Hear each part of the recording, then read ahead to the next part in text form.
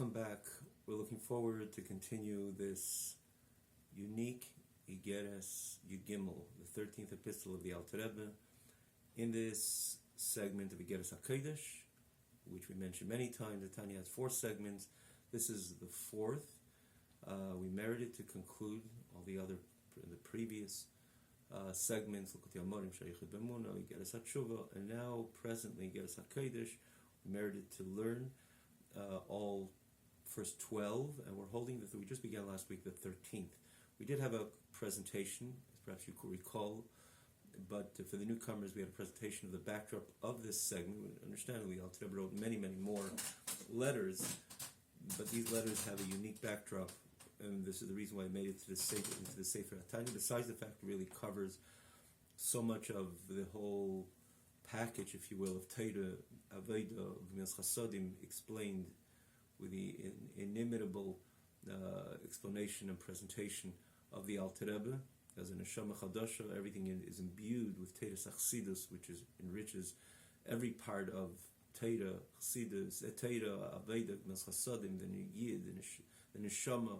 Of course, Stima the Kuchabricho, as we know, there's the Galia the Kuchabricho, Galia de Raisa, Galia the Yisrael, which means the revealed part of HaKadosh Baruch Hu, as much as you can say that, and then of Torah, and then of our holy Torah, and then the Yid. And there's the Stima the Kuchabricho, the sussing, the hidden, the inner workings of all three, if you will. And Alter Rebbe, again, as a Neshama Chadasha, was the one who brought this, the spirit of the stimu in all, in Kuchabrichu, in Torah, in the Yid. Like Alter Rebbe begins the Sefer Tanya, telling us what the Yid is, a chelik lekami mal mamash, as part of HaKadosh Baruch Hu.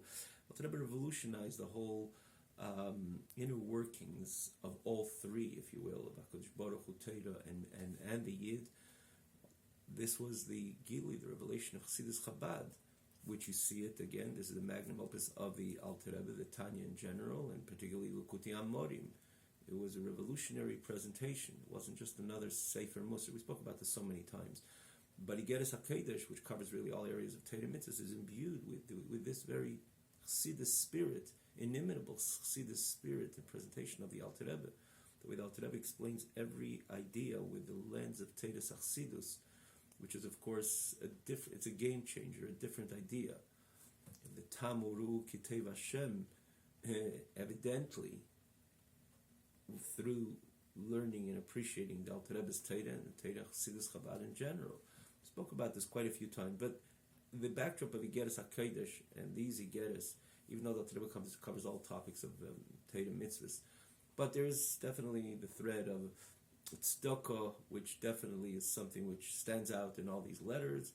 The mitzvah tzedakah, how it's explained by the Alter Rebbe, which is again also a different appreciation on this mitzvah. There's the backdrop to it, and the famous Aliyah, but Amendel Haradaka. We had the presentation in the beginning of Igeres HaKodesh Yud, the 10th epistle of the Alter Rebbe, so no point of repeating. You can see it all wherever you're watching, but there's an advantage, as we mentioned many times, of the Tanya, the original website, tanyaonline.com, tanyaonline.com, tanyaonline.com, where all the classes are set up in a very organized manner from the very beginning, Likutei Amorim, that is, and also there's the advantage of the text that has a separate scroll bar, as such easy to follow, and so on and so forth. We did say unique because we did explain in the beginning of last week's class the uniqueness of this chapter. It's definitely distinct. We mentioned the 2 versions, and what remained is after the version which is Kuli Bracha, all blessings, like without any unconditional blessings. So the other version again speaks about the Keli the Yid makes for this blessing, which is Tzedakah, which again follows the pattern of the entire Igeres HaKodesh. But in the end, the version, which is in the end ultimately ended up in the Igeres HaKodesh, Kuli Bracha, kind of an unconditional blessing. It definitely is. We mentioned this last week. Indeed, unique. Unique is Yud Gimel Igeres HaKodesh is a very unique chapter, and a chapter which is encouraging and. You finish the chapter and you appreciate the chapter, you realize how much tov, Hanira v'hanigla, HaKadosh Baruch Hu has for every single yid individually and for collectively, for all of Am Yisrael, and a bli gvul taiv. The Rebbe speaks about the morav tuvcha, the bli gvul of HaKadosh Baruch Hu, which follows the bli gvul within every single yid, which by default is a keli, which is the message. The message. Of course, there isn't the avodah dimension, the service dimension within this pedic, because this is what the Alter Rebbe Zigeres HaKodesh encourage the Yid to serve HaKadosh Baruch Hu. So of course, there is a lot of, within this pedic, speaks about the avodas Hashem, but ultimately it kind of establishes by default the Yid is an Avodah Hashem. The Yid has the ability to serve HaKadosh Baruch Hu limitlessly. And as such, HaKadosh Baruch Hu's brachas are also without any limitation. Rav Chesed, Bli Gvul. I mean, we'll come to the end. You would appreciate this message. And in the end, it just ends up with a bracha, which is again unique. And if you followed last week, we did point out the two versions, which again, what remained was the conclusion bracha. And what type of bracha? A bracha of Rav Chesed, Bli Gvul, unlimited bracha b'Kodesh Baruch Hu. When we say unlimited, mean to say there's no limitation, there's no barrier, nothing could disturb the bracha which comes from a very high place within HaKadosh Baruch Hu and rushes down and manifests in Teva Nira Banigel, like the expression, in a revealed good, in apparent good, and so on. So we were let's take it from where we were holding. So we were holding Ach B'chines Yamin, or Behine Mimidazu. So the Alter Rebbe begins, quotes the pasuk, Marav tu chashet safante l'riacha, how great is your good that you hid for those who fear you. We ask the question, if there's something so good, why is it hidden for those who fear HaKadosh Baruch Hu? If there's a Rav Tuvcha, why tzafanta? And why precisely l'reyecha? For those who fear, why not for those who love HaKadosh Baruch Hu? Again, you see the previous class. It's just pretty much on the top of just right under this class, would be right under this class, towards the top of the column on the left side of the site, the beginning of class number 1 of Yud Gimel. So again, not to repeat, so El Rebbe speaks about the type of service of HaKadosh Baruch Hu, which comes from Smail, Tzimtzum, and Hester, concealment, discreetness, and Avodas Hashem. I'm going saying this briefly over here. You have the full presentation on the previous class, as we just mentioned. So there is virtue to it. V'hatznei lechazim Hashem alikecha is a pasuk, which is a pasuk speaking positively about serving HaKadosh Baruch Hu with discreetness. B'mistorim tifke, a person sits and davens on his own, cries to Hashem, has that sense of vulnerability in a way of total privacy. And again, because he's having this talk with HaKadosh Baruch Hu, intimate talk with HaKadosh Baruch Hu. That is, of course, very unique and beyond unique. This is stupendous that a person could have that sensation of HaKadosh Baruch Hu, that he's able to literally fall apart in the experience. Or when it comes to Torah, the Gemara says, without any fanfare. There's, of course, it's only virtuous. We did mention last week, and maybe to take a look, that we have to be careful when we're doing so much stuff b'seiser that it doesn't end well, because the Yitzhahara is a umam b'malachta. In other words, he's an expert in his work. B'seiser, we get lost in our own seiser. And namely today, it's important because everything else is out there. It's important that we, join a shir barabim. We learn Torah in a public place, and we give tzedakah. Yeah, it's important. Maybe people should know there's enough to give begolui or b'seiser. You could do both. In other words, it's not to give begolui that you could end up giving a lot b'seiser. Begolui means to say there's enough to give in a way that it is known that you could take much more and give in a discreet manner to follow this, giving tzedakah, hatznei lechas, serving HaKadosh Baruch Hu with discreetness. Because today it is important that there's a tumult in Avedis, and there's the noise, meaning to say that because in the world out there, everything is so loudly out there, which makes such a loud presentation, and every step of today's Elam Haza's presentation. So of course we got to counteract that. We have to be wise, and we realize that we have a responsibility towards ourselves, towards our family, towards the society, towards community, towards society, and towards the entire world. And therefore, not necessarily it's good to exercise the Sefer too much. We spoke about this last week. Instead of, just to see last week's class, we don't have to break up the message, because in the end of the day, it is an important message. But here he's talking about the virtue of it, which it's obvious. Hatzni lechas, a yid serving a Kodesh Baruch Hu without any fanfare at all. Of course, it's something special, and very special. And the pasuk identifies this. V'hatzni lechas im Hashem alikecha. And the Gemara speaks about it. So many different rewards, spiritual reward, meaning to say different types of rewards. We look at different Gemaras, different types of rewards, not only spiritual, physical as well, but namely that it enhances the spiritual relationship with the Yid with HaKadosh Baruch Hu. It becomes real, it becomes authentic, genuine. All this because of the Hatzni Lechas, because he's not looking for anybody else to tap him on the back or to identify him or her. It's a matter of me and Hashem. But yet, again, we mentioned that a day like in today's generation, we have to be a bit careful, not negating the message, because again, for example, there's enough tzedakah that a person can give in a way that it's known, and in the same leave a lot for Sefer to give it in a discreet manner, and so too Limud HaTorah and Avodas HaTefillah and so on.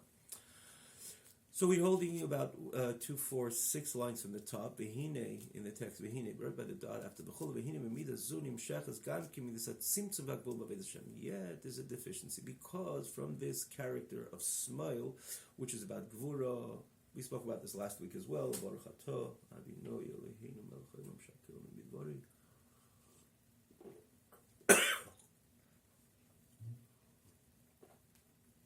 So.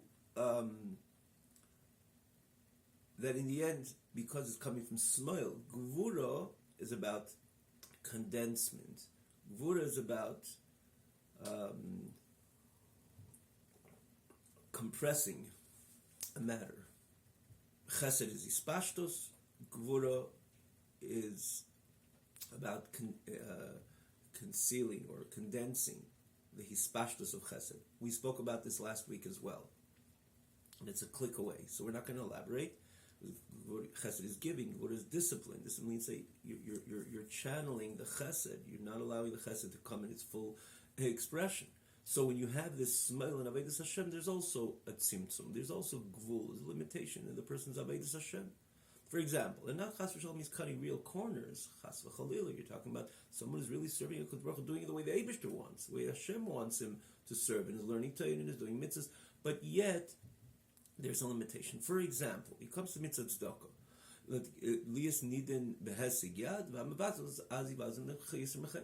A person is careful, he gives a tzedakah. There are rules in the mitzvah tzedakah. For this, we focus on the mitzvah tzedakah itself. Remember, we spoke about this. Not has a new dimension of mitzvah tzedakah.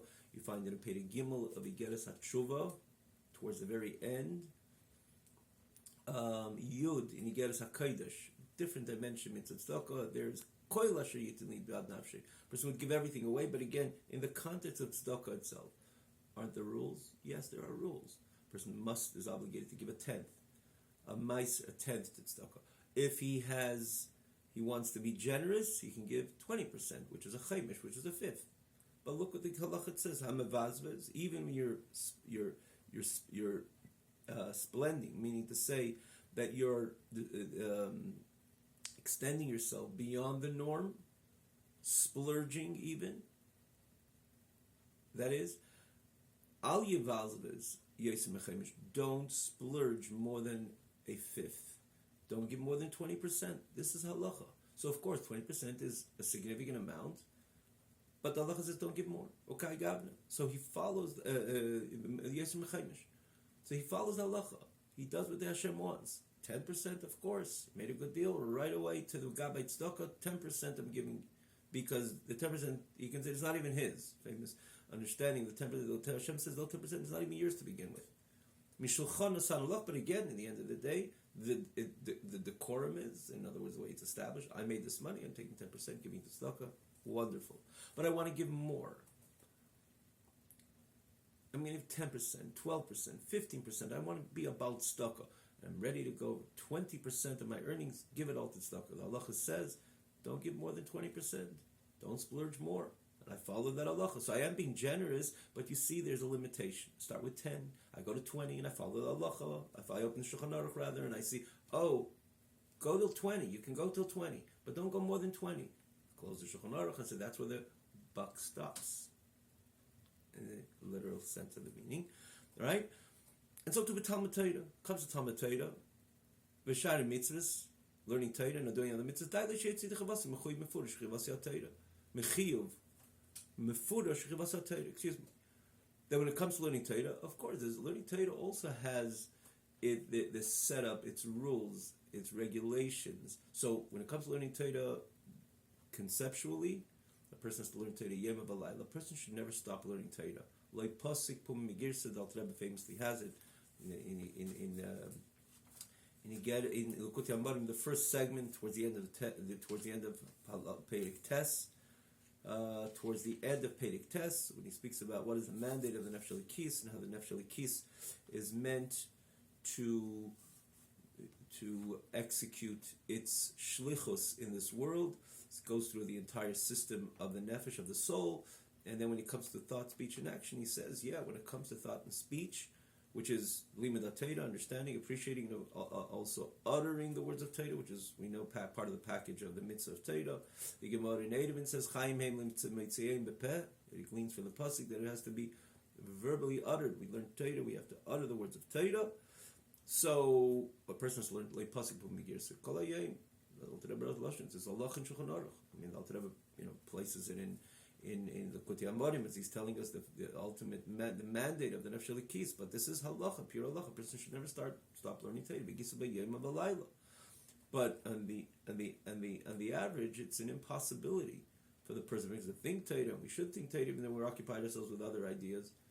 Yigia kapecha ki seichel. It's the hands have to toil, but the mind, the rich faculties, have to remain in this which is sublime. Of course, primarily learning Torah, learning Hashem's holy Torah in thought, to be able to tracht navor Torah on a constant basis. Tracht navor chassidus. This should occupy our mind on a constant basis, and it can. If we're learning Torah at the time when we're learning Torah for real, what else would a yid think about? He has to think, he has to place his mind in this, what he's doing in the business world. But the inner, turning machshavas and seich in his mind is this which he was involved with that very morning, the night before, and so on. As we'll get to in a moment, again, there is the higisa b'yom v'layla could be also, even a person doesn't have the opportunity to actually sit and learn Torah.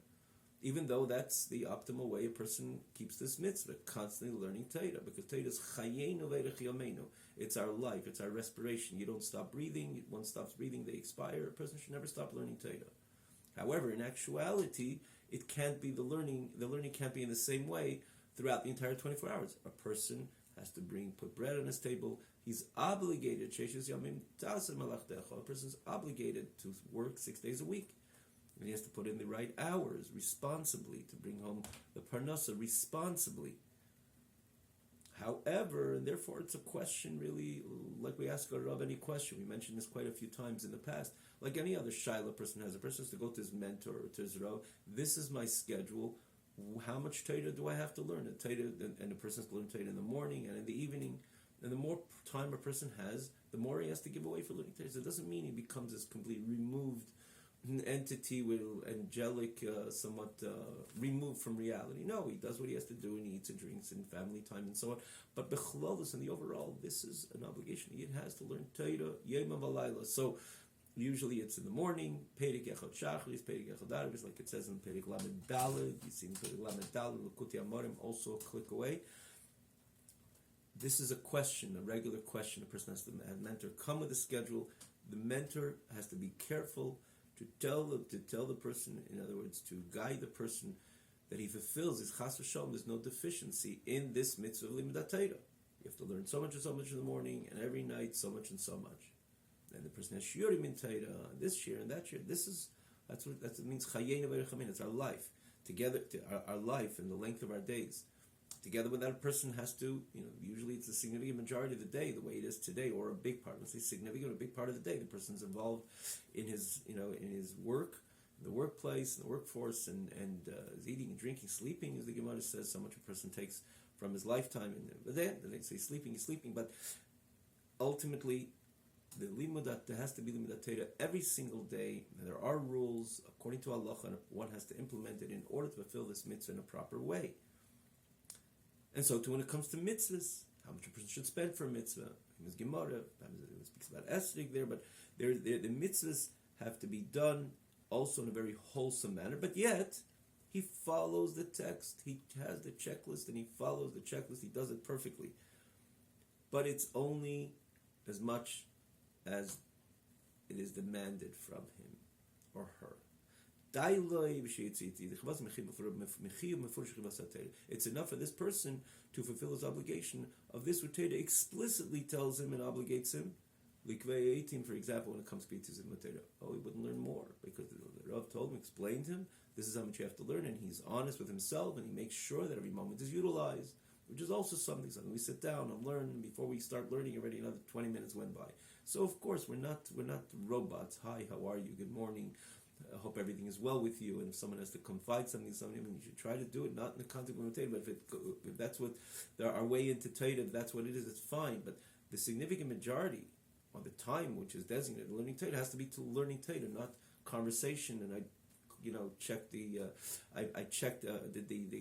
checked my card in and out. But what did I do in that hour and a half that I was designated? How much of it we have to? This is part of our introspection to see with our honesty, our integrity with our Creator. How much did we utilize this time, which was designated for learning Torah, to actually learn Torah? And then there's the hamaka.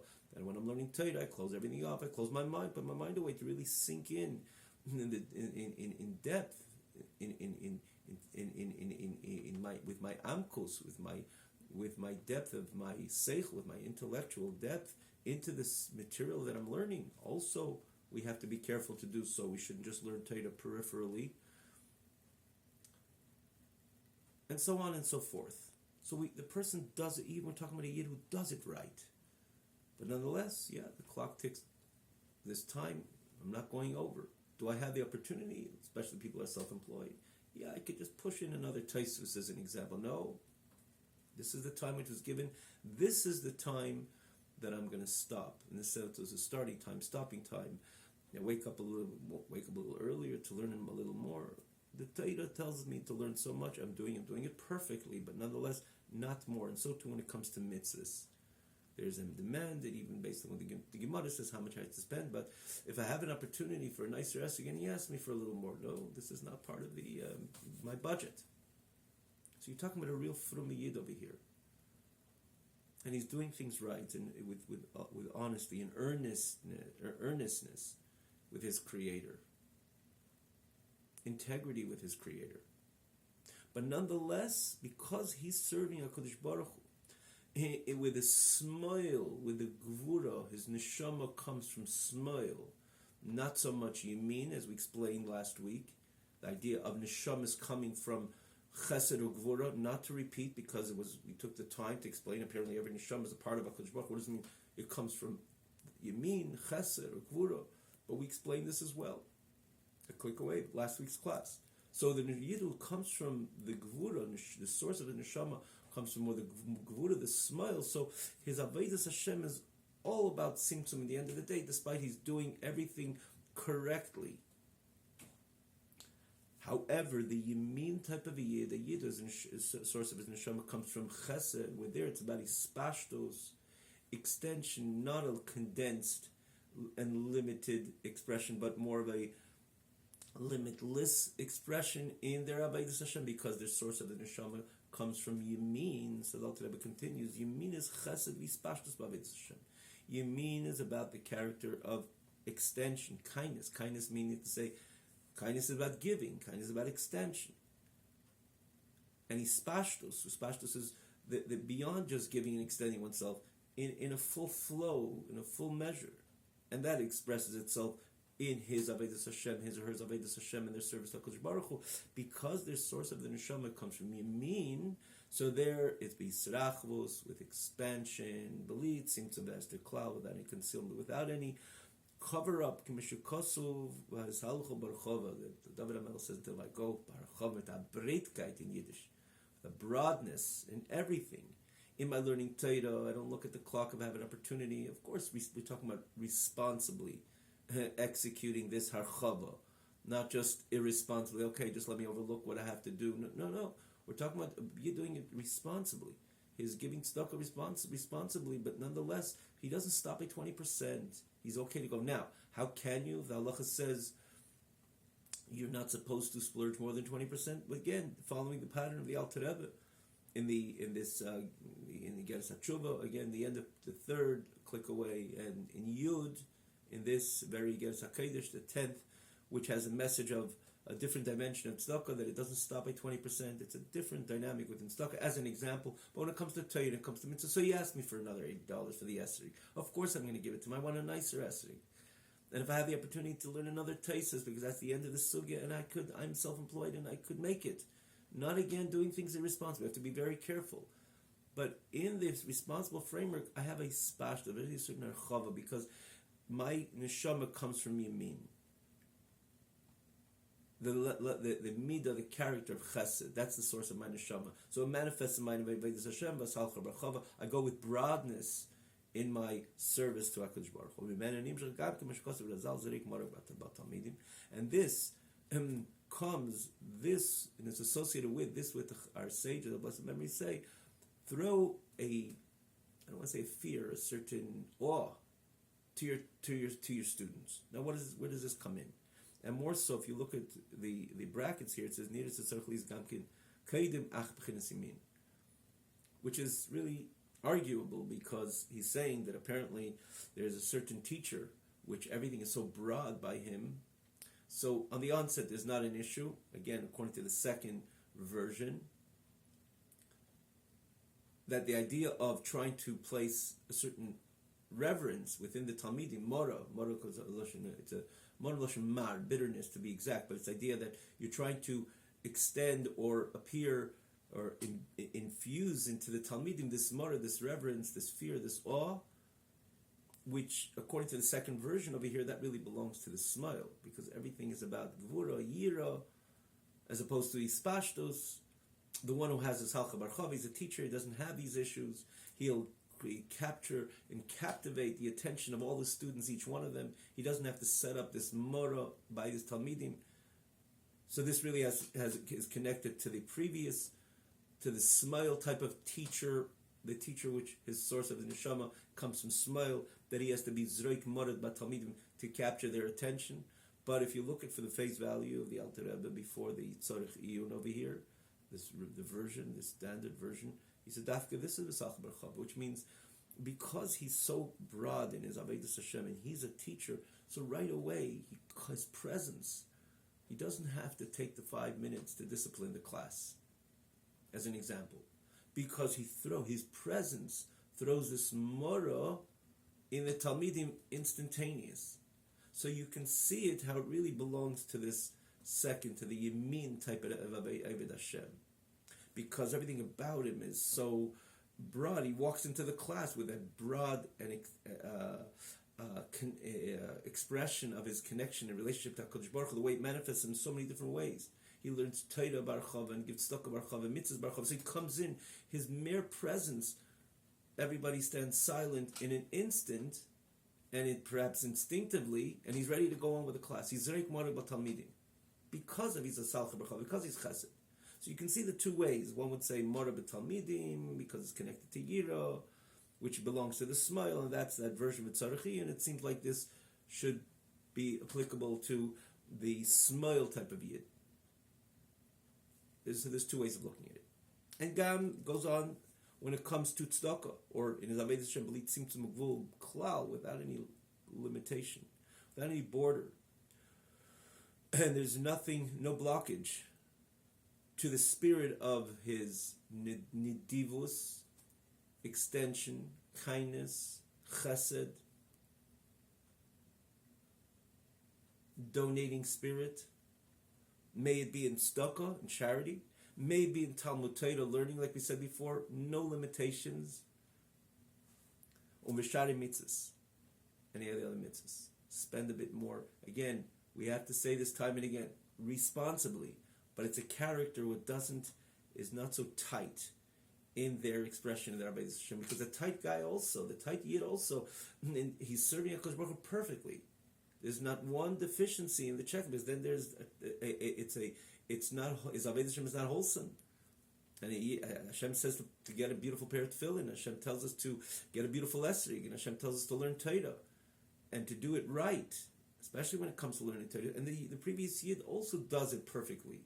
There's no fragmentation in his Avodas Hashem, chas v'shalom. You're talking about a Yid which is an Eved Hashem, but because the source of the neshama comes from smile, so everything is limited. There's always a limitation on everything what he does. There's a border.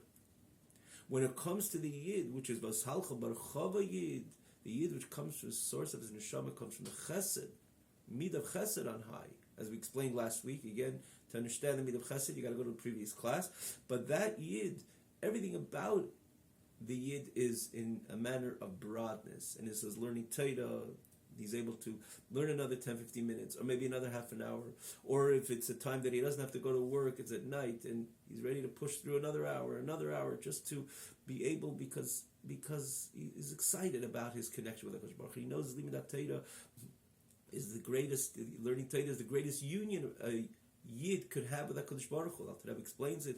You can see in the Likutei Amorim, it's important, we spoke about these many times, again, of course, throughout the entire Likutei Amorim, but famously in the 5th, 23rd, and 37th chapter, the Al-Tarab is the uniqueness of the union of the Yid with HaKadosh Baruch Hu through learning Torah more than any other mitzvah. And he has a geshmak in his learning Torah, so he'll go for another hour. And he'll wake up, he won't sleep, this is complete. Yeah, we have to make sure to sleep enough hours, because we have to stay healthy, but there's a way to push in on something in a way that it could all work out. You know, the famous story of the Rashba, or the Anhaga, the conduct of the Rashba, famously, it's known about the Rashba, he had Atzlacha in Zman, he had success in time, because if you see what the Rashba accomplished in his lifetime, he was a physician, he was a Magid Shir, he had a yeshiva, and he used to take a walk every single day, it says, and look at his workings over here, tens and tens of Sfarim. How could a human being do all that? And there was no, computers, Google, nothing then which could help them out in compiling all these Sfarim together. How can that happen? Again, you could ask in all Gedolei Yisrael, the Rambam, the Alter Rebbe for that matter. What Alter Rebbe accomplished is indescribable. We can't fathom. It's unfathomable how a human being lived barely 69 years and could do all that, could write all that. And he was a leader of Chassidim and had a connection to so many individuals and collectively to all of Am Yisrael in his times. How is it possible? So there's something which is called about the success of time. Time is an interesting phenomenon that people could accomplish so much, and there's people who accomplish little and they don't even make it this which they accomplished. We spoke about this as well in the past. It's like it has the ability to stretch. If we utilize it right, we cherish every moment, every second, and by great Gedolei Yisrael, this would make them Gedolei. They're able to identify the millisecond as well and utilize it in their service to HaKadosh Baruch Hu, and again, the learning Torah, doing mitzvahs, and so on. When it comes to learning Torah as an example, so it's spoken about that they even have time to take a walk every single day. To that extent. And so too, there's ways to be that you look at the Chesed Yid, he's acting responsibly, but he always finds the opportunity to be more expansive in his learning, in his Avodas Hashem. If it's learning Torah, not to be perfect to do it perfectly on the clock, but more here and more there, and sometimes another ispashtos. You're learning a hemshech of Chassidus to finish the hemshech, to have there's something which you allow yourself to loosen up and sink into the learning Torah in a way that the clock is not really a phenomenon at the time. That's harchava. And so too when it comes to tzedakah, but the community needs so much and so much. But no, I look at Shulchan Aruch, it says you can't give more than 20. There are ways that you can give more than 20. Is it demanded? Is it demanded from the Yid to give more than 20%? No, according to Shulchan Aruch, it's not. Again, from that perspective of tzedakah. but the person right away understands, introduces this, which Al Rebbe again gets a tshuva, and he gets a kaider. We just mentioned the prokim, where he understands there's another dimension of tshuva, tikkun hanefesh, and b'chlal, the community needs so much, and something is so urgently needed for this and this cause of this and this family, or whatever it is, and the person has the money to give. It says, no, the Shulchan Aruch says I can't give more than 20. He doesn't consider that. This is what is needed, and I have the money right now. It's okay to give more at the time, in order that they could come up, they can execute, the Gaboy Tzedakah could execute their important needs in their giving, their providing, if it's for individuals or for the Meisid and so on, for the institution or so on. There's harchava, and it comes to mitzvah, and you see a beautiful esrog, and you're doing this genuinely. You want to connect to HaKadosh Baruch Hu in a unique manner. This sukkah that I'm going to have a beautiful esrog, and when it comes to esrog, it says a pe'er. It has to be a beautiful esrog. So when I do that, and he's standing there and he says, this esrog cost me a little more, and you have to give another $80. Of course, take the $80, and I'll have a nicer esrog.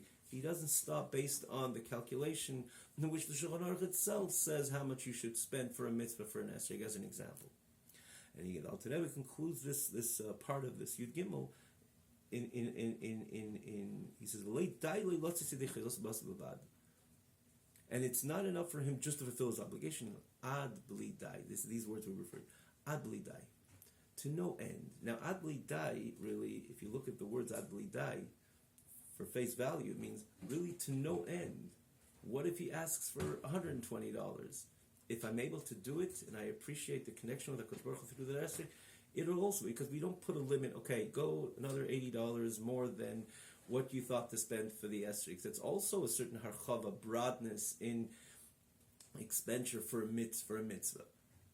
But Adli Dai says, so he wants a little more. Take a little more. And he wants a little more than that, which was already a little more. That's also fine. Again, of course, if I can do it. And so too comes Limud Torah. A little more, and Al Rebbe has it in the 25th and the 30th chapter, an interesting expression of Lakuti Amorim. It's also a click away. It speaks about the person should learn Torah more than he had planned to learn Torah. Al Rebbe has this lashon Limud Harbe. Puts in, I think, in both prakim the word Harbe Yeser Mitive, more than his nature, but not more. Someone's going to say, okay, I thought of learning 25 minutes, I'm going to learn 27 minutes. It's great, it's special, but Harbe, expansively. This is what Al Rebbe says, Adli Dai. And so it comes at tzedakah. When a person says, oh, you have to give 25%, it's already harchava. No, Adli Dai says that if I have to give 27%, and the need is right now, today, they need so much, and I have the ability, because Hashem benched me with a big excess amount of money, and this is what is needed for that family, that institution, and they need it today, I'm okay to go more than 25, and I'll go to go more than 27, 30%, maybe 35%, and so on. And then, when you bring into consideration what Al Rebbe writes about the other dimension of tzedakah, I would even go more. Mentioned in these two chapters earlier noted. I would even go more. Ad bli dai. There's no end. So the context of Ad bli dai, you could say Ad bli dai, so a person makes $1 million, give all to tzedakah because Ad bli dai. Ad bli dai means that there's no border to say, I'm going more, but that's it. I can't go more because I already extended myself so much. But if the need is right now to do even more than that, yes, I'm even ready to go even more than this way. I already extended myself earlier. In learning Torah, doing mitzvahs, and giving tzedakah, that's the idea of Ad bli dai.